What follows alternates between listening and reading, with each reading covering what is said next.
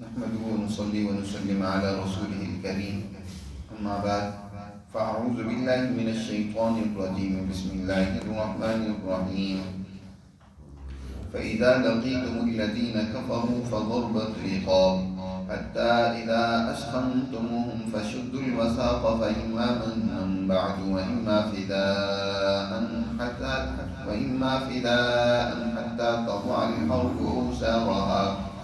ذلك ولو يشاء الله لانتصر منهم ولكن ليبلو بعضكم ببعض، والذين قتلوا في سبيل الله فلن يضل أعمالهم سيهديهم ويصلح بالهم ويدخلهم الجنة عرفها لهم. يا أيها الذين آمنوا إن تنصروا الله ينصركم ويثبت أقدامكم، والذين كفروا فتعسا لهم وأضل أعمالهم، ذلك بأنهم كرهوا ما أنزل الله فأحبط أعمالهم. أفلم يسيروا في الأرض فينظروا كيف كان عاقبة الذين من قبلهم دمر الله عليهم وللكافرين أمثالها، ذلك بأن الله مولى الذين آمنوا وأن الكافرين لا مولى لهم. صدق اللہ العظیم. یہ سورہ محمد، جس کا دوسرا نام سورہ قتال بھی ہے، اس کے پہلی رکوع کی آیات ہے. اس سے پہلی آیات میں اللہ سبحانہ و تعالی نے دو جماعتوں کا تذکرہ کیا ہے. ایک وہ جماعت ہے جو اللہ کی تعلیمات کی انکاری ہے، اور صرف یہی نہیں کہ اللہ کی تعلیمات کا وہ انکار اور کفر کر رہی ہے، بلکہ انسانیت کو اللہ کے راستے پر چلنے سے روکتی. ایک تو یہ کہ خود رکتی ہے، دوسرے انسانوں کے لیے بھی رکاوٹیں کھڑی کرتی ہے. کفروا وصدوا عن سبیل اللہ. تو ایسے لوگوں کی جس قدر بھی کاوشیں، محنتیں، جس قدر بھی جدوجہد ہے، وہ سب کی سب رائے گا اور ضائع جائے گا. وہ اپنے مقصد میں کامیاب نہیں ہو سکتے. اضل اعمالہ. ان کے مقابلے میں ایک دوسری سچی جماعت ہے جو اللہ کی تعلیمات کو دل و جان سے مانتی ہے، جس کو ایمان کہا جاتا ہے، اور پھر ان کی ساری زندگی اس ایمان کے مطابق عمل، جدوجہد اور محنت کرتے ہوئے گزرتی ہے. والذین آمنوا وعملوا الصالحات. اور پھر وہ صرف اللہ کی تعلیمات جو نبی کریم صلی اللہ علیہ وسلم پر اتری ہیں، جو برحق ہیں ان کے رب کی طرف سے، اسی کو نہیں مانتی، بلکہ پہلی سچائیوں، سابقہ انبیاء کی جدوجہد کو بھی اپنے سامنے رکھتی ہے. تو یہ وہ لوگ ہیں کہ اللہ سبحانہ و تعالی ان سے اس عملی جدوجہد میں کوئی لفظش، خطا اور غلطی ہو گئی تو اللہ اس کو بھی دور کر دے گا. کفر عنہم سیئاتہم واصلح بالہم. اور ان کی حالت ایسی سنوار دے گا، درست کر دے گا کہ کامیابی ان کی مقدر ہو، منازل یہ ترقی کے طے کرتے چلے جائیں گے. یہاں سے اللہ سبحانہ و تعالی نے مسلمان جماعت کے لیے دشمن کے مقابلے کی جو جنگی حکمت عملی، جو جنگی قانون ہے، اس کو بیان کیا. کل درس میں یہ بات واضح ہوئی تھی کہ مسلمانوں کی جنگ اور لڑائی ہر ایک کافر سے نہیں ہے. ایک آدمی ہے، اس کا ایک نظریہ اور فکر ہے، اس نظریے کے تحت وہ امن سے، چاہے مسلم ملک میں یا غیر مسلم ملک میں وہ رہتا ہے. وہ مسلمانوں سے جنگ نہیں کرتا، مسلمانوں کے راستے میں کوئی رکاوٹیں نہیں ڈالتا،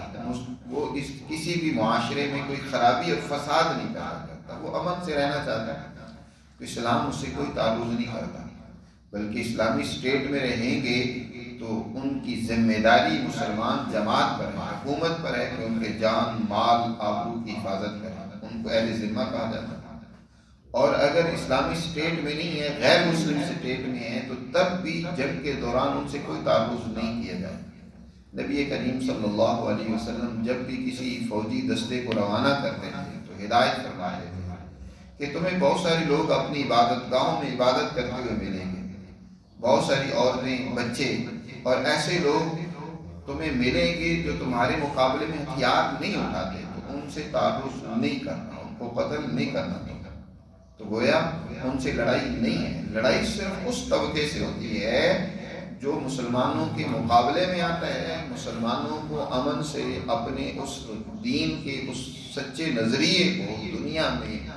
پھیلنے نہیں دیتے، رکاوٹ ڈالتے ہیں، بلکہ مسلمانوں کے مقابلے میں آ کر مسلمانوں کو ناکام کرنے کی کوشش کرتے ہیں۔ تو ایسے لوگوں سے پھر ظاہر ہے وہ پیار سے نہیں، نرمی سے نہیں، بلکہ ان کے لیے پھر وہ اسی انداز سے جو ان کا طریقہ ہے، اسی انداز سے، اس طریقے سے ان کا مقابلہ کرنا ضروری ہے، جنگ کرنا ضروری ہے۔ ایسے لوگوں سے بھی نرمی برتنا اور یہ سمجھنا کہ دین اسلام جو ہے وہ تو بس ایک صرف رحمت کی، شفقت کی، پیار کی بات کرتا ہے، وہ لڑائی جھگڑے کی بات نہیں کرتا، تو وہ دین اسلام کی در حقیقت اصل تعلیمات سے ناواقف ہے۔ وہ معاشرے میں صرف دین اسلام کو ایک واعظانہ دین سمجھتے ہیں، اس کا غلبہ، اس کے معاشرے میں قیام، اس کے معاشرے میں اصولوں کے تحت انسانیت کا عمل کرنا کرانا اس کو ضروری نہیں سمجھتے۔ وہ سمجھتے ہیں کہ بعض لوگوں کو دعوت دے دو، بعض و نصیحت کر دو، وہ ایک تبلیغی اور ایک اصلاحی مذہب ہے۔ دین اسلام ایک اصلاحی مذہب نہیں ہے، ایک انقلابی مذہب ہے۔ یہ دنیا میں انقلاب پیدا کرتا ہے، دنیا کے اندر ظالم طاغوتی طاقت اور قوتوں کو شکست دیتا ہے، ان کو روکتا ہے۔ چنانچہ اس حوالے سے یہاں اللہ نے حکم دیا فَإِذَا لَقِيتُمُ الَّذِينَ كَفَرُوا، جب تمہارا ان لوگوں سے مقابلہ ہو جنہوں نے کفر کیا۔ کفر کافر سے مراد میں نے واضح کر دیا کہ وہ کافر جو تمہارے مقابلے میں آتے ہیں، تم سے لڑتے ہیں، تم پر رحم نہیں کرتے۔ خاص طور پر آپ دیکھیں اگر نبی کریم صلی اللہ علیہ وسلم اور حضور کی جماعت کے 13 سالہ مکی زندگی کو کہ کس قدر ان کافروں اور ظالموں نے اس چھوٹی سی مسلمان جماعت کے اوپر تشدد کیا، کیا کچھ نہیں انہوں نے اس مسلمان جماعت کے لیے مشکلات پیدا کی۔ اور صرف یہ نہیں کہ 13 سالہ مکی دور میں مشکلات پیدا کی، جب یہ جماعت مدینہ منورہ میں ہجرت کر جاتی ہے، اپنا سب کچھ مال و متاع انہوں نے چھین لیا، کافروں نے زبردستی قبضہ کر لیا، اور پھر بھی یہ اپنی جان اپنا ایمان بچا کر مدینہ پہنچے تو وہاں بھی چین امن سے رہنے نہیں دیا، بلکہ وہاں بھی تعاقب کیا۔ عبداللہ بن ابی کو خط لکھا کہ ان سے مقابلہ کرو، ان کو اپنے علاقے سے نکال دو، ورنہ تم پر ہم حملہ کر کے کیا تمہاری عزت، تمہاری عورتوں کی عزت کو پامال کریں گے، تمہارے مردوں کو قتل کریں گے۔ اور پھر اسی پر بس نہیں بلکہ کہیں ایک حملے بھی کیے،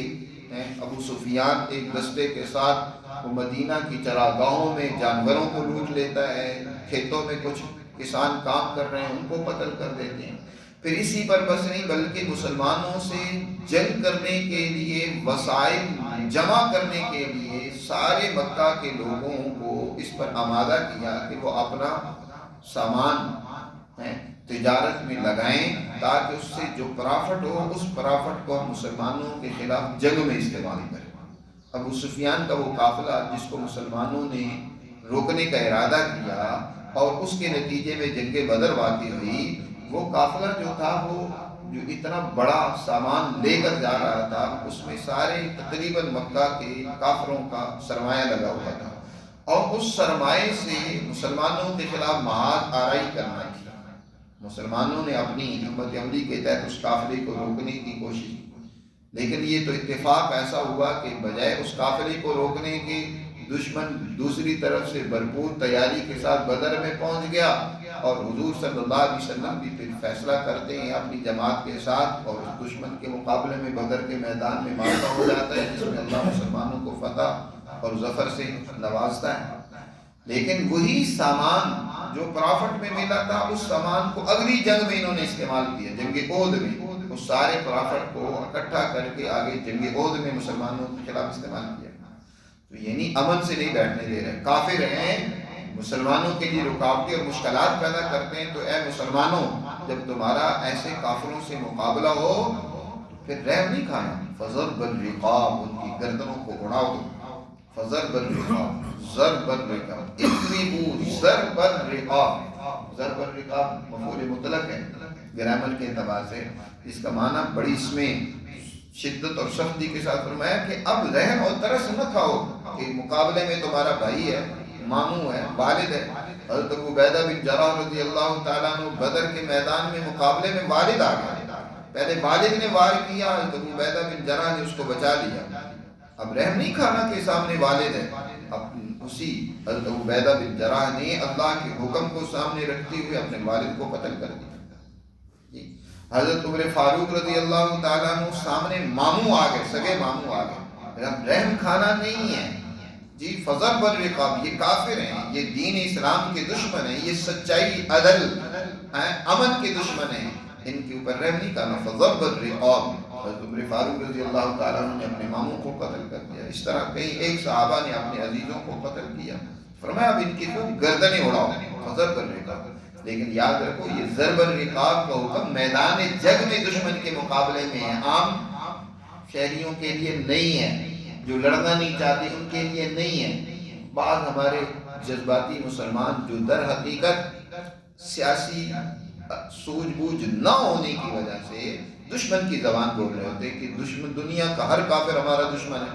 دنیا کا ہر کافر ہمارا دشمن نہیں ہے، ہمارا دشمن وہ ہے جو مقابلے میں آتا ہے، جو مسلمانوں کو برداشت نہیں کرتا، اس سے لڑنا ہے، اس کی گردنوں کو اڑانا ہے۔ عام یہ ایرانیوں نے بڑے اچھی بات کہی ہے، جو انہوں نے ٹرمپ کے اس خطاب اور اس کی جو تقریر سے پہلے انہوں نے جو خط جاری کیا، انہوں نے کہا کہ ایرانی امریکی عوام کے دشمن نہیں ہیں، نہ ہی کسی اور یورپین عوام کے دشمن ہیں۔ عوام سے دشمنی نہیں ہوتی، عوام تو بیچاری وہ عام زندگی سادہ گزارتی ہے۔ جو حکومتیں ہیں یا ان کے پیچھے ملٹی نیشنل کمپنیاں جو اپنے اسلحے کو بیچنا چاہتی ہیں، جن کے مفادات ہیں، وہ دشمن ہیں، ان کے خلاف جنگیں، اور پھر اس کے لیے رحم نہیں ہے، پھر اس کے مقابلے میں بھرپور مزاحمت ہے، فضرب الرقاب، ان کی گردنوں کو اڑاؤ، فضرب الرقاب حتی اذا اسخنتموہم، آگے فرمایا یہاں تک کہ جب تم خوب ان کا خون بہاؤ، اسخنتموہم، سخین موٹے کپڑے کو کہا جاتا ہے، بھاری کپڑے کو، یا سخین کا معنی ہوتا ہے کثرت کے پائے، اس میں مبالغے کا معنی پایا جاتا ہے کہ جس میں بہت کثرت سے زخمی کرنا ہو، قتل کرنا ہو۔ تو فرمایا اذا اسخنتموہم، جب ان کو تم خوب قتل کر دو، یعنی خوب ان کا زور توڑ دو، اتنا مارو کہ ان کی طاقت و قوت، شان و شوکت ٹوٹ جائے، ختم ہو جائے، پھر جو باقی رہ جائیں ان کے لیے یہ ہے کہ ان کو گرفتار کر لو، فشد الوثاق، ان کی رسیوں کو مضبوطی سے باندھ لو، جیسے بدر میں ہوا جب ان کی قیادت جو تھی ان کو قتل کر دیا گیا، 70 افراد قتل ہو گئے، تو باقی جو ان کے سرکردہ کچھ تھے ان کو پکڑ لیا گیا، قید کر لیا گیا 70 افراد کو، تو ان کو مضبوطی سے باندھ دو۔ اب اس کے بعد تمہیں اختیار ہے، چاہے تو تم بغیر کسی فدیہ اور عوض کے ان کو رہا کر دو، فَإِمَّا مَنًّا بَعْدُ، ان پر احسان کرو اور ان کو ویسے ہی چھوڑ دو، جیسے ابو عزہ جمحی جس کی لڑکیاں ہی تھیں اور کنگال اور غریب آدمی تھا، اس نے حضور سے منت سماجت کی، شاعر تھا، حضور سے منت سماجت کی کہ آپ مجھے چھوڑ دیں، آئندہ میں کبھی بھی آپ کے خلاف مزاحمت نہیں کروں گا، کبھی آپ کے خلاف جنگ میں نہیں آؤں گا، آپ کے خلاف کوئی کسی دشمن کا ساتھ نہیں دوں گا۔ اور اسی طرح بہت سارے لوگوں کو جو بدر میں گرفتار ہوئے، آپ صلی اللہ علیہ وسلم نے بغیر کسی معاوضے کے بھی انہیں چھوڑ دیا، لیکن شرط یہ لگائی کہ آئندہ مسلمانوں کے مقابلے میں تم نہیں آؤ جی۔ تو وَإِمَّا مَنًّا بَعْدُ وَإِمَّا فِدَاءً، یا فدیہ دے کر چھوڑ دو۔ حضور صلی اللہ علیہ وسلم نے فدیہ بھی دیا، جیسے کہ بہت ساروں سے فدیہ، سہیل بن عمر سے اور اس طرح بہت سارے لوگوں سے فدیہ لے کر ان کو رہا کیا۔ تو یہاں دو صورتیں ذکر کی گئی ہیں، لیکن یہی دو صورتیں نہیں ہیں، اس کے علاوہ اور بھی ہیں، یعنی امام کی ثوابدید پر ہے، حکمران کی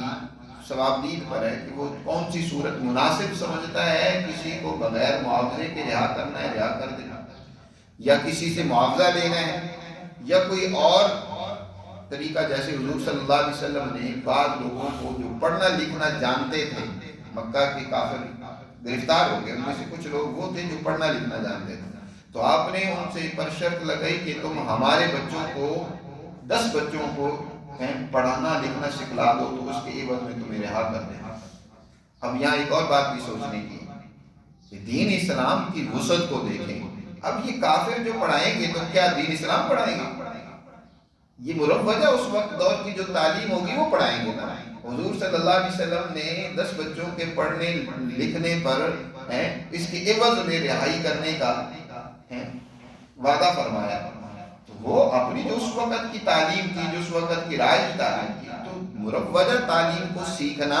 اسلام اس سے منع نہیں کرتا، نہیں روکتا۔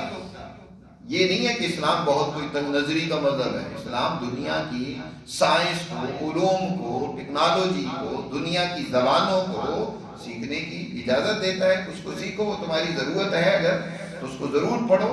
حضرت زید رضی اللہ تعالیٰ عنہ کو حضور صلی اللہ علیہ وسلم نے باقاعدہ یہود کی زبان سیکھنے کا حکم دیا کہ ان سے میری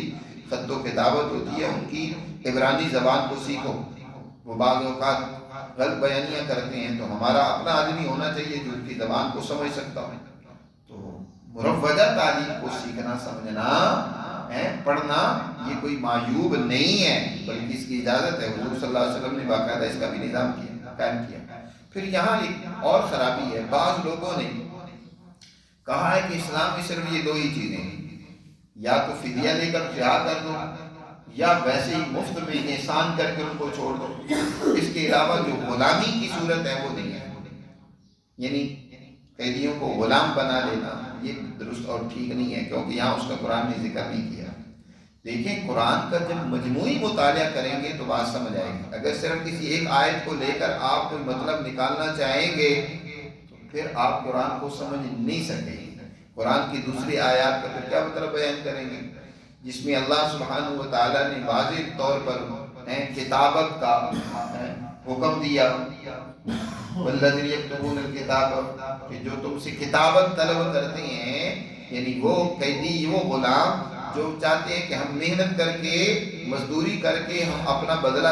ادا کر دیں گے، ہمیں آپ اجازت دیں کہ ہم محنت مزدوری کریں، وہ غلام رہیں گے، تمہارے تابع رہیں گے۔ یا اسی طرح جن قیدیوں کو غلامی میں آزاد کرنے کا اللہ نے حکم دیا ہے، مثلا کوئی کسی سے غلطی سے قتل ہو گیا تو فرمایا کہ اب اس کو بدلے میں غلام آزاد کرنا چاہیے۔ روزہ ٹوٹ گیا، جان بوجھ کر توڑ دیا، تو بدلے میں کیا ہے، کفارے کے طور پر کیا کریں، غلام آزاد کریں۔ قسم کھا کر توڑ دی تو فرمایا بدلے میں غلام آزاد کر۔ غلام ہوں گے تو آزاد کرنا ہوگا نا، اگر غلام ہے ہی نہیں ہے تو ان کو آزاد کرنا کیسا۔ جنگی قیدیوں کے بارے میں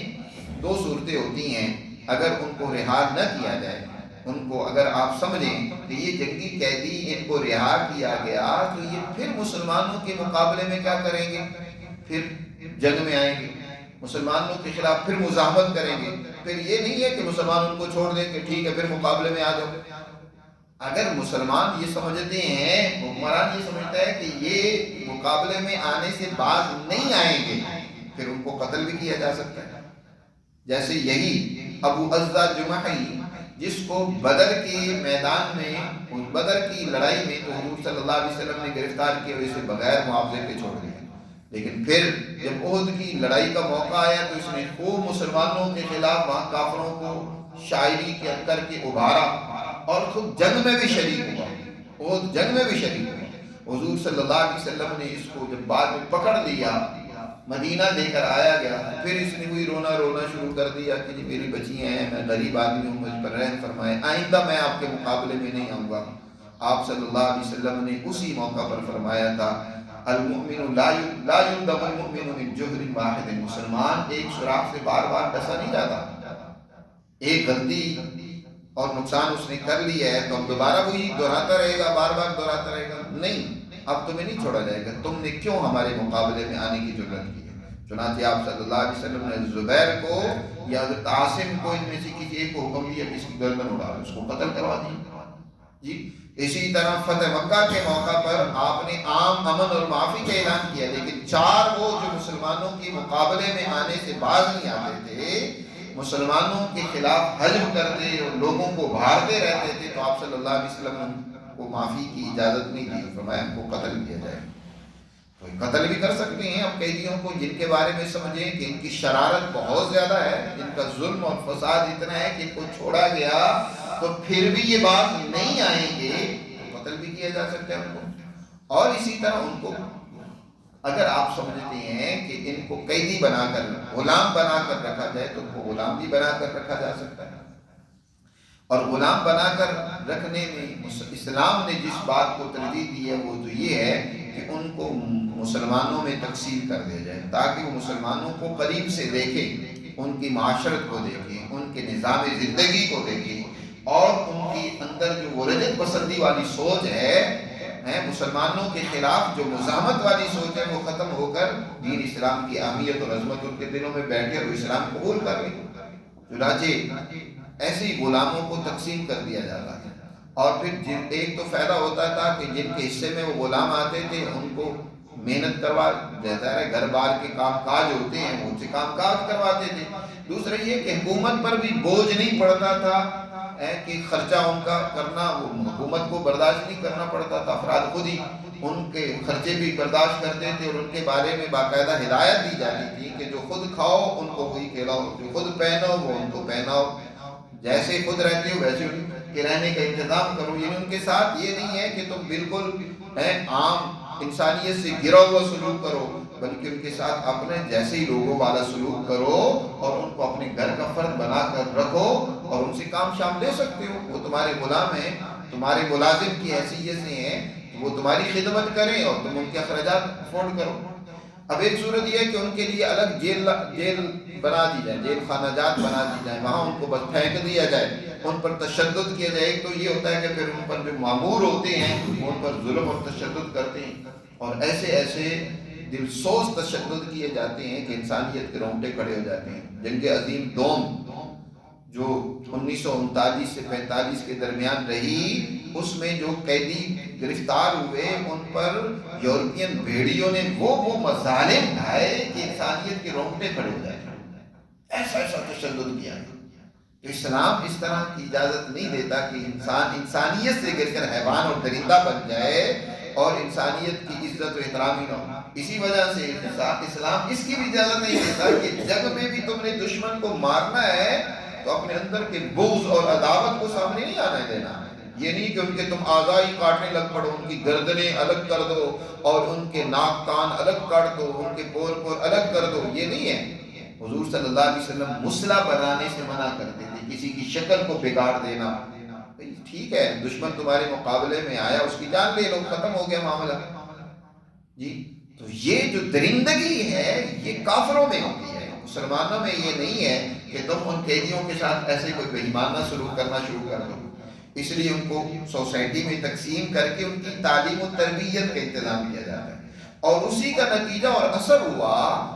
کہ آنے والے دور میں سب سے زیادہ علمی کام اگر کسی نے کیا تو وہ غلام تھے۔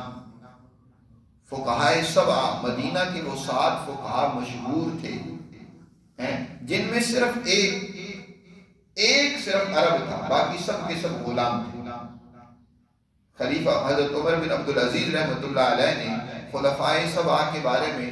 جب معلوم کیا کہ وہ جو فقہائے سبع ہیں، یعنی جو مدینہ کی فقہا ہیں، وہ کون لوگ ہیں، کیا اہل عرب ہیں یا کون ہیں، تو پتہ چلا کہ صرف ایک عربی ہے اور باقی سارے کے سارے وہ غلام ہیں۔ انہی غلاموں نے تعلیم حاصل کی، تربیت لی، اور پھر وہ وقت کے بڑے بڑے فقیہ بنے، وقت کے بڑے بڑے محدث بنے، وقت کے بڑے بڑے صوفی اور بزرگ بنے۔ حضرت حسن بصری رحمۃ اللہ علیہ کو دیکھو، رابعہ بصری کو دیکھو، اور بڑے بڑے جو جتنے بڑے بزرگ ہیں، عطا ابن ابی رباح کو دیکھو، یہ سب کے سب غلام تھے۔ تو اس غلامی سے انہوں نے فائدہ اٹھایا، ان کو تعلیم و تربیت ان کی گئی اور انہوں نے حاصل کی، اور وہ پھر دین اسلام کی تعلیمات میں بہت آگے بڑھے، تو ان کو غلام بھی بنایا جا سکتا۔ حضرت سلمہ رضی اللہ تعالیٰ عنہ فرماتے ہیں کہ ایک دستہ حضرت ابوبکر کی نگرانی میں حضور نبی کریم صلی اللہ علیہ وسلم نے دشمن کے مقابلے میں بھیجا، اس میں میں بھی تھا، اور اس میں جو قیدی گرفتار ہو کر آئے ان کو غلام بنا کر تقسیم کر دیا گیا۔ ایک کنیز میرے حصے میں آئی، آپ صلی اللہ علیہ وسلم جب بازار میں مجھ سے ملے تو فرمایا ابو سلمہ وہ اپنی کنیز مجھے دے دو۔ کہتے ہیں کہ میں نے کہا اللہ کے رسول مجھے بڑی پسند ہے، میں اس کو کسی کو دینا نہیں چاہتا۔ حضور خاموش ہو گئے، گزر گئے۔ دوسرے دن پھر ملاقات ہوئی تو حضور نے پھر فرمایا کہ وہ کنیز میرے حوالے کروا۔ حضرت ابو سلمہ کہتے ہیں کہ پھر میں نے بلا تردد حضور صلی اللہ علیہ وسلم کو فرمایا کہ اللہ کے رسول وہ آپ کے حوالے۔ آپ صلی اللہ علیہ وسلم نے اس کو لے کر مکہ میں بھیج دیا، کیونکہ کچھ مسلمان وہاں قید تھے، تو آپ نے ان کی عوض میں یہ کنیز مکہ والوں کو دے دی اور اپنے قیدی واپس لے لی۔ تو تبادلہ بھی کیا جا سکتا ہے قیدیوں کا۔ کہ آپ صلی اللہ علیہ وسلم نے جیسے اس موقع پر تبادلہ کیا کہ اپنے قیدیوں کو لیا، اپنے مسلمانوں کو لے لیا ان سے اور وہ قریب ان کے حوالے کر دیا، تو اس طرح تبادلہ بھی ہو سکتا ہے، ان کو غلام بنا کر تقسیم بھی کیا جا سکتا ہے، قیدی بنا کر بھی رکھا جا سکتا ہے، بغیر کسی معاوضے کے مناسب سمجھا جائے تو چھوڑا بھی جا سکتا ہے، اور فدیہ لے کر بھی ان کو رہا کیا جا سکتا ہے۔ تو یہ جو سر سید جیسے لوگوں کی نے یہاں اس آیت کے ضمن میں کہا کہ اسلام غلامی کی بالکل اجازت نہیں دیتا، اور یہاں اسی وجہ سے قرآن نے صرف دو باتوں کا ذکر کیا ہے، فداءً اور منن، یہ اور اس تفسیر کو وہ اس طرح بیان کرتے ہیں کہ اس کا فائدہ بجائے مسلمانوں کو ہونے کے یا دین اسلام کی صحیح تفسیر اور تصویر سامنے آنے کے، اس کا فائدہ دشمن کو ہوتا ہے۔ یہ در حقیقت ان سے مروبیت کا نتیجہ ہے کہ یہ وہ دشمن کہتے ہیں کہ جی دیکھو مسلمانوں نے غلامی کو اختیار کر رکھا ہے، حالانکہ غلامی کی بدترین صورت تو یورپ میں یہ جنگ عظیم دوم تک رہی ہے۔ جنگ عظیم دوم تک غلامی ان سے ختم ہی نہیں۔ اسلام نے اگر غلامی کو رکھا بھی ہے، اجازت بھی دی ہے، تو اس کی وہ برائے نام غلامی ہے۔ میں نے جیسے پہلے ذکر کیا کہ حضور فرماتے تھے کہ اپنے غلاموں کے بارے میں وہ تمہارے اخوانکم اخوالکم، وہ تمہارے بھائی ہیں، جو خود کھاؤ وہی ان کو کھلاؤ، جو خود پہنو وہی ان کو پہناؤ، ان کو تعلیم و تربیت دو۔ جی تو دین اسلام نے باہر کے اس کی اجازت تو دی ہے، لیکن اس کو بہترین شکل اور صورت دی ہے۔ فرمایا وَلَوْ يَشَاءُ اللَّهُ، تو اِمَّا فِدَانَ حَتَّى تَضَعَ الْحَرْبُ أَوْزَارَهَا، فرمایا یہ اس طرح ہی ان سے جنگ کرو، ان کی گردنوں کو جب دشمن سے مقابلہ ہو تو ان کو مارو، یہاں تک کہ جنگ اپنے ہتھیار رکھ دیں، یعنی جب تک جنگ ختم نہ ہو جائے تو پھر خوب لڑو۔ اگر جنگ جاری ہے اور تم ہتھیار رکھ دو، جیسے کہ امریکہ بار بار کہتا ہے کہ اچھا 48 گھنٹوں کے لیے جنگ بند کر دیں، کچھ تھوڑی سی وقفے کے لیے بند کر دیں، جی ایرانیوں نے اچھا جواب دیا، انہوں نے کہا کہ جنگ بند کرنی ہے تو مستقل بند کرو، کہ آئندہ تم یہ بدماشی نہیں کرو گے۔ یہ کیا ہوا کہ تھوڑے وقت کے لیے بند کر دو اور اس میں تم کوئی مکاری کر کے پھر ہمیں پریشان کرو؟ نہیں، پھر اب خوب ان سے جنگ کرو جب تک ہتھیار اپنے وہ رکھ نہ دیں، اپنے آپ کو سرنڈر نہ کر دیں، اپنی بدماشی کو ختم نہ کر دیں، اس وقت تک ان کے مقابلے میں تم پوری ہمت اور جرت کے ساتھ لڑائی کرو۔ ذالک، یہ تمہیں حکم دیا جاتا ہے، اور یہ حکم اسی طرح اس پر عمل کرو۔ وَلَوْ يَشَاءُ اللَّهُ لَانتَصَرَ مِنْهُمْ، اور اگر اللہ چاہتا تو ان سے خود بھی بدلہ لے سکتا تھا۔ اے مسلمانوں، تمہیں حکم دیا کہ تم ان کا مقابلہ کرو، لیکن اللہ نے خود ہی بدلہ لینا ہوتا تو تمہاری ضرورت نہیں تھی، اللہ براہ راست میں ان کو سزا دے سکتا تھا، کسی مصیبت میں، کسی ناگہانی آفت میں، کسی زلزلے میں، کسی اور اللہ تعالیٰ آسمانی مصیبت اور تکلیف سے ان کو تباہ و برباد کر سکتا تھا، جیسے پہلے قوموں کو کیا ہے۔ لیکن اللہ یہ چاہتا ہے کہ تمہارے ذریعے سے اب ان کو سزا ملے۔ جی لن تصور منهم ولكن ليبلو بعضكم ببعض، لیکن اللہ چاہتا ہے کہ تمہاری ایک دوسرے کے ذریعے سے آزمائش کرے۔ تمہاری آزمائش تو یہ ہو کہ تم اللہ کے حکم اور قانون کو کتنا پورا کرتے ہو۔ ان کی آزمائش یہ ہے کہ ان کو موقع ملے۔ ایک تو یہ ہے کہ اچانک اللہ کی طرف سے کوئی ان پر زلزلہ آیا، کوئی آفت آئی اور وہ تباہ کر دیے گئے۔ دوسری ان کی آزمائش یہ ہے کہ ان کو میدان کارزار میں اترنے کا موقع دیا گیا، شاید آخر دم تک کچھ ان کو عقل آ جائے، دین کو سمجھ جائیں کہ وہ کس کے لیے اپنی جان قربان کر رہے ہیں، کیا ان کے آداب ہیں۔ جی ایسے لوگوں کو سمجھنا چاہیے، اللہ ان کو سمجھنے کا موقع دے رہا ہے کہ وہ اپنی جان کس کے لیے گنوا رہے ہیں۔ صرف ملٹی نیشنل کمپنیوں کے لیے، ایک مخصوص حکمران طبقے کے لیے اپنی جانیں گنوا رہی ہیں، ضائع کر رہی ہیں، جن کے اپنے مفادات ہیں، وہ تھوڑے بہت کچھ تمہیں فائدہ پہنچا دیتے ہیں اور تم اس کے لیے جان دینے پر اتر آتے ہو، تو ان کو سمجھنا چاہیے۔ وَلَٰكِن لِيَبْلُوَ بَعْضَكُم بِبَعْضٍ، اللہ تمہاری ایک دوسرے کے ذریعے سے آزمائش کرتا ہے۔ وَالَّذِينَ قُتِلُوا فِي سَبِيلِ اللَّهِ، اور وہ لوگ جو اللہ کے راستے میں شہید کر دیے گئے، فَلَن يُضِلَّ أَعْمَالَهُمْ، اللہ ان کے اعمال کو ضائع نہیں کرے گا۔ اور جو اس جنگ میں مارے جاتے ہیں، شہید ہو جاتے ہیں، وہ یہ نہ سمجھیں کہ وہ ناکام ہو گئے یا مر گئے، نہیں، بڑا فرق ہے۔ ایک وہ انسان ہے جو اللہ کے دین کو غالب کرنے کے لیے، معاشرے میں عدل و انصاف کو قائم کرنے کے لیے، علم و عقل کو فروغ دینے کے لیے جان دے رہا ہے، اب اس کی جان ضائع نہیں گئی، بلکہ آگے اس کی جماعت، اس کا نظریہ اور فکر دنیا میں پھیلے گا اور غالب ہوگا۔ جس کے لیے یہ لڑا ہے، جس کے لیے اس کی جان گئی ہے، وہ دنیا میں قائم ہوگا، وہ دین دنیا میں کوہ دمن میں، دنیا کے اندر وہ پھیلے گا، اس کی روشنی ہر طرف چمکے گی اور دنیا میں عدل و انصاف کا غلبہ ہوگا۔ ان کے اعمال ضائع نہیں کیا۔ جنگ احد میں نبی کریم صلی اللہ علیہ وسلم کی شہادت کی دشمن نے افواہ پھیلا دی کہ حضور شہید کر دیے گئے۔ مسلمانوں پر وہ حالت بڑا، وہ درمیان والا ایک تھوڑا سا وقفہ بڑا ایک پریشان کن تھا کہ دشمن کی یلغار بھی ہو رہی تھی اور حضور صلی اللہ علیہ وسلم کی خبر بھی پھیل گئی کہ حضور شہید کر دیے گئے۔ حضور صلی اللہ علیہ وسلم نے صحابہ کو جمع کیا، دشمن پر بھرپور وار کیا، آخر دشمن کو پیچھے ہٹنا پڑا، لیکن اس درمیانی وقفے میں دشمن نے مسلمانوں کا کافی نقصان کیا، تقریباً 70 کے قریب مسلمان شہید ہوئے جی،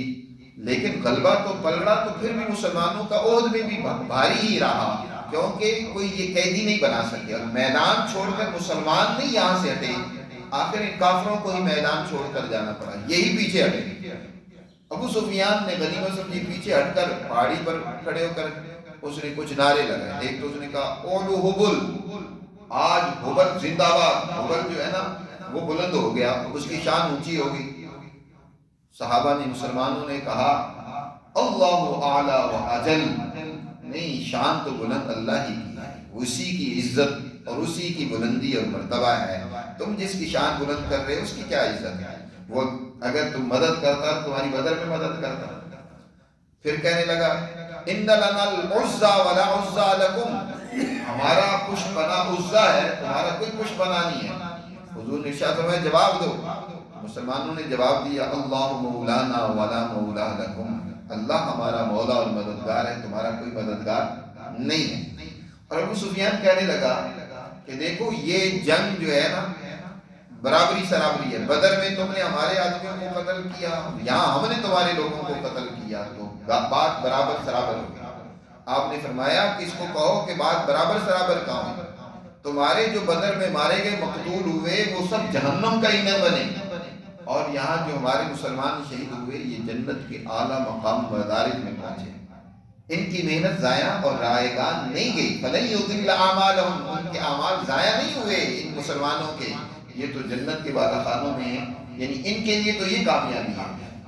اور دوسرا یہ دنیا میں کامیابی بھی ہے کہ ان کی نسل، ان کی وہ جماعت جن کا حصہ بن کر انہوں نے دشمن کا مقابلہ کیا، ان کی اس قربانی کے نتیجے میں اللہ ان کو اگلے درجے میں کامیابی عطا فرمائے گا۔ وہ مشن جس کے لیے انہوں نے جان دی ہے وہ دنیا میں قائم ہوگا، غالب ہوگا، اور چنانچہ غالب ہوا۔ اگر بدر میں، احد میں، جنگ احزاب میں، جنگوں میں مسلمان اگر جان نہ دیتے تو کیا دنیا میں دین اسلام غالب آ سکتا تھا؟ تو جانیں تو دینی پڑتی ہیں کسی اعلیٰ کاز کے لیے، مشن کے لیے، نظریے کے لیے، فکر کے لیے انسان کو جان قربان کرنی پڑتی ہے۔ اسی کو اللہ نے ارشاد فرمایا دوسری جگہ پر نا کہ جو اللہ کے راستے میں قتل کیے جاتے ہیں وہ مردہ تھوڑے ہوئے، وہ زندہ ہیں۔ لا تحسبن اللہ، ان کے بارے میں ہرگز یہ خیال نہ کرنا، گمان نہ کرنا کہ جو اللہ کے راستے میں قتل کیے گئے کہ وہ مردہ ہیں، بل احیاء، وہ تو زندہ ہیں، کیونکہ انہوں نے جس مقصد کے لیے جان قربان کی ہے وہ مقصد دنیا میں قائم ہو گیا، وہ مشن دنیا میں قائم ہو گیا، تو وہ تو یاد رکھے جائیں گے، ان کا وہ مشن پورا ہوگا جس کے لیے انہوں نے قربانی دی ہے۔ اسی کو فرمایا فَلَن يُضِلَّ أَعْمَالَهُمْ سَيَهْدِيهِمْ وَيُصْلِحُ بَالَهُمْ، اللہ ان کی رہنمائی کرے گا جی، ان کی جماعت کی رہنمائی کرے گا، اور وہ جماعت جو ہے وہ صحیح منزل میں آگے بڑھتی چلی جائے گی۔ وَيُصْلِحُ بَالَهُمْ، اور ان کی حالت اللہ سنوار دے گا، غلطیاں کمزوریاں دور کر دے گا، اور ان کے احوال اللہ سنوار دے گا، اور وہ دنیا میں کامیاب ہوں گے، اور ان کو اللہ کیا کرے گا؟ جنت میں داخل کرے گا۔ وَيُدْخِلُهُمُ الْجَنَّةَ عَرَّفَهَا لَهُمْ، جس کی پہچان اللہ پہلے ہی ان کو کروا چکا تھا، عَرَّفَهَا لَهُمْ، جنت میں داخل کرے گا جس کی پہچان اللہ پہلے ان کو کروا چکا ہے۔ اس کی تفسیر بھی سمجھنے کی ضرورت ہے۔ جنت کا ایک تعارف تو اللہ نے پہلی دنیا میں قرآن و حدیث کے ذریعے سے واضح کر دی ہے کہ جنت کیا ہے۔ جب وہ وہاں اہل جنت پہنچیں گے وہ پہچان لیں گے، وہ سیدھے راستے پہ دوڑتے چلے جائیں گے جنت کی طرف سے۔ ان کے لیے وہ اجنبی راستہ نہیں ہوگا، ان کے لیے راستہ وہ بالکل واضح ہوگا، کیونکہ دنیا میں اس جنت کی خوشخبریاں، اس کے تذکرے سن چکے تھے، اس کی طرف بڑھتے چلے جائیں گے۔ اور دوسرا یہ بھی ہے، اس کا مطلب جو ایک مولانا عبید اللہ سندھی رحمۃ اللہ علیہ بہت بڑے اونچے درجے کے مفسر ہیں، انہوں نے اس کا مطلب یہ بیان کیا کہ دیکھیں اللہ کے فیصلے جب آسمان سے اترتے ہیں نا تو ان فیصلوں میں مواطن کے اعتبار سے، مقامات کے اعتبار سے ان کے اندر تبدیلی آ جاتی ہے۔ اس کو ایک مثال سے سمجھایا انہوں نے، فرمایا کہ دیکھو جب بارش اترتی ہے نا نقطۂ زمہریر سے، جب پانی اترتا ہے تو برف کی صورت میں ہوتا ہے، وہاں برف ہوتی ہے، لیکن جب وہ آہستہ آہستہ دنیا میں آتی ہے تو برف پگھل کر پانی بن جاتی ہے۔ وہ دنیا کے اعتبار سے وہ پانی بن گیا اور وہاں وہ برف تھی جی۔ اسی طرح اس دنیا میں انسان بہت سارے کام اور اعمال جو کرتا ہے اور اس کی ایک لذت ہوتی ہے۔ مثلا انسان جیسے کھانا کھاتا ہے تو اس کی لذت محسوس کرتا ہے، اس کو خوش ذائقہ لگتا ہے، یا بہت سارے عمل کرتا ہے جو اسے بڑے پسند ہوتے ہیں۔ اسی طرح مسلمان جماعت جو ہے وہ دنیا میں اللہ کے دین کے غلبے کے لیے ایک اپنے معاشرے کو ایک قانون، ڈسپلن، نظم و ضبط کے اندر ڈالنے کے لیے جو قربانیاں دیتی ہیں، اور وہ دیکھتے ہیں کہ وہ معاشرہ جو ہے وہ اس قانون اور ڈسپلن کے تحت چل رہا ہے تو بڑے خوش ہوتے ہیں، ان کو ایک لذت ملتی ہے، اور پھر وہ اس طریقے سے یہ حکمرانی کرتے ہیں تو حکمرانی کی بھی ایک لذت ہوتی ہے، مزہ ہوتا ہے۔ اور یہی تو وجہ ہے وہ جھوٹوں کو اگر حکمرانی کا مزہ لگ جائے وہ بھی چھوڑنے کو تیار نہیں ہوتے، سچے لوگوں کے لیے وہ مزہ اور ہی ہوتا ہے۔ یہ آج یہ جو حکمران جن کی دولتیں نہ ختم ہونے کو جاتی ہیں وہ پھر بھی بار بار حکمران بننا چاہتے ہیں، کیونکہ ایک مزہ لگ چکا ہوتا ہے، حکومت کا ایک مزہ بیٹھ چکا ہے ذہنوں میں۔ اس طرح مسلمان جماعت تو وہ در حقیقت اللہ کے احکامات کے عملی نفاذ کے لیے حکمرانی کرنا چاہتی ہے، اور وہ دنیا میں عدل و انصاف کا نظام قائم کرنا چاہتی ہے، اور اس کی لذت ہوتی ہے، اس کا ایک مزہ ہوتا ہے۔ عدل و انصاف قائم کرنے کے لیے اپنی جان بھی وہ اس لذت کے لیے تو قربان سے دریغ نہیں کرتی، مال بھی قربان کرتی ہے، جان بھی قربان کرتی ہے، اس کی لذت کو وہ پہچان چکے ہیں۔ اور یہی وہ حکمرانی جنت میں بھی اللہ ان کو حکمرانی کی صورت میں دے گا۔ اس نے فرمایا نا کہ جنتی جو ہے اس کو کہا جائے گا ایک گھوڑے کے اوپر سوار ہو جاؤ اور تم جہاں تک گھوڑا دوڑا سکتے ہو دوڑاؤ، وہ سارا علاقہ جو ہے نا وہ تمہارے تابع ہوگا، وہ تمہاری ملکیت ہوگا۔ ظاہر ہے یہ اسی کے لیے ہوگا نا جس نے دنیا میں ملکوں کو فتح کیا ہوگا، زمینوں کو گھوڑوں کے اوپر چڑھ کر فتح کیا ہوگا، فتوحات حاصل کی ہوگی، اس کی لذت سے وہ آشنا ہوگا۔ اب وہ جنت میں وہی اللہ اس کو حکمرانی دے گا، دنیا کی حکومت سے بڑی 10 گنا بڑی سلطنت اللہ ان کو وہاں جنت میں دے گا۔ فرمایا وہ جنت اس کا ذائقہ اللہ دنیا میں ان کو چکھا چکا تھا۔ اَرَّفَهَا لَهُمْ وَيُدْخِلُهُمُ الْجَنَّةَ، اللہ ان کو جنت میں داخل کرے گا جس کو پہلے ہی ان کی پہچان اس نے کروا دی تھی، اس کا ذائقہ پہلے ہی چکھا دیا تھا دنیا میں۔ تو یہ ذائقہ جب حکمرانی کا ذوق ہوگا نا تبھی پتہ چلے گا۔ آج مسلمان حکمرانی کرنا ہی نہیں چاہتے اور بدماشوں، فحاشوں، ظالموں کے حوالے کر دیا۔ حکومت کرنا تو ان کا کام ہے، ہمارا کام صرف ایک کونے میں مسکین بن کر بیٹھے رہنا نہیں۔ دین اسلام دنیا میں عدل و انصاف کی حکمرانی قائم کرنے کے لیے آیا ہے، اس کے لیے مسلمان جدوجہد کرتا ہے، اس کے لیے قربانی دیتا ہے۔ دین دنیا میں غلبے کے لیے آیا ہے، ظالم طاغوتی طاقت اور حکومتوں کو شکست دینے کے لیے آیا ہے۔ آج اس کے لیے مسلمان تیار ہی نہیں ہے۔ عجیب بات ہے، مسلمان نہیں سمجھ گئے بس صرف اپنی اصلاح کر لو، اپنے آپ کو ٹھیک کر لو، بس چند ایک اعمال کر لو، بس جنت تمہاری ہو جائے گی۔ یہ سورہ قتال ہے، سورہ محمد ہے، اس کو ذرا سمجھنے کی ضرورت ہے جو اللہ سبحانہ و تعالیٰ یہاں باتیں سمجھانا چاہتے ہیں۔ اللہ ہمیں اس کی سمجھ نصیب فرمائے اور اپنے احکامات پر عمل کی توفیق